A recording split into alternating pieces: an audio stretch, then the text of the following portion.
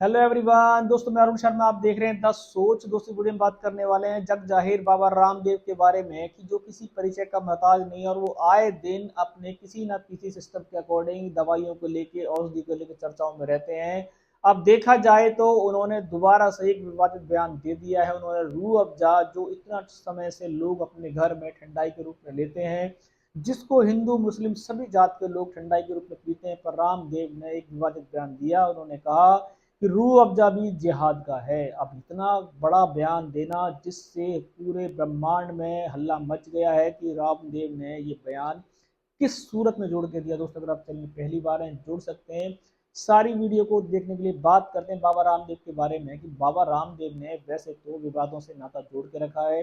Court के वो आए दिन चक्कर काटते नजर आते हैं, कभी अपनी दवाइयों को लेके, कभी औषधियों को लेके। अब देखा जाए तो उन्होंने बीजेपी की भावनाओं में बहते हुए, उन्होंने देखा जाए तो एक विवादित बयान दिया है। रूह अफ़ज़ा जो इतने जमाने से हमदर्द वालों की है, इतने टाइम से हिंदू मुस्लिम सभी लोग उसको ठंडाई के रूप में पीते थे।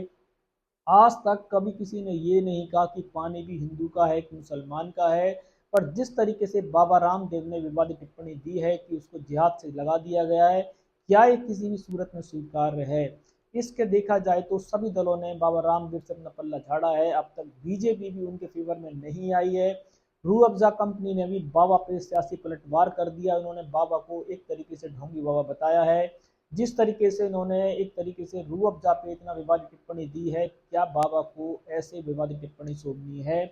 किसी भी शरबत के ऊपर किसी भी धर्म से जोड़ना, कोई किसी राजनीतिक रंग देना कितना सही है? और बाबा रामदेव जैसे इतने आदमी महान, जिसके लोग अपने आप को मानते हैं, जिनमें उनकी जनता में दबदबा है, क्या बाबा को ऐसी मजाकिया हरकत करनी शोभनीय लगती है?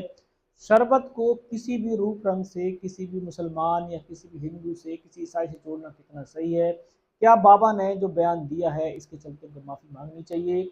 अगर बाबा का बयान सही था तो उनके साथ क्यों नेता अभिनेता नहीं आए? किसी बीजेपी के नेता ने उनके इस बयान के साथ में ताल क्यों नहीं ठोकी? बाबा हैं जो अपने बयान को लेके कुछ ना कुछ कसते रहते हैं।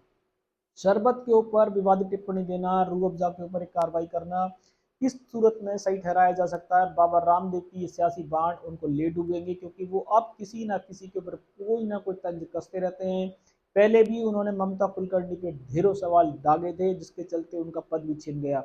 पर शरबत रूह अफ़ज़ा जिस तरीके से उन्होंने बाबा रामदेव को घेरा है, बाबा रामदेव की हवा टाइट है। अब उनके ऊपर लोगों ने भी अपनी टिप्पणी दी है।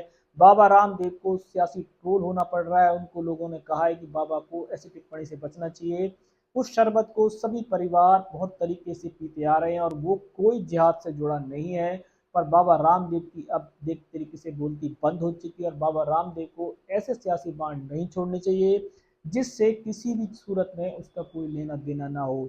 शरबत रूप जाने बाबा रामदेव को जमकर फटकार लगाई है। लोग भी बाबा रामदेव के खिलाफ ही खड़े हुए हैं। किसी सियासी दल ने बाबा रामदेव का साथ नहीं दिया है। बाबा रामदेव अकेले इस जिहादी को लेकर खड़े हैं। क्या उनको आने वाले समय में रूह अफ़ज़ा कंपनी से, या जिस तरीके से उन्होंने वो टिप्पणी दी है, उस पर अपने शब्द वापस लेने पड़ेंगे? इस रुझान पर नजर बना के रखेंगे। अगर आप चैनल पर नहीं जुड़े हैं, जुड़ सकते हैं। आने वाली सभी मैं अरुण शर्मा मिलूंगा नई सोच के साथ। अपना ध्यान रखें। नमस्कार।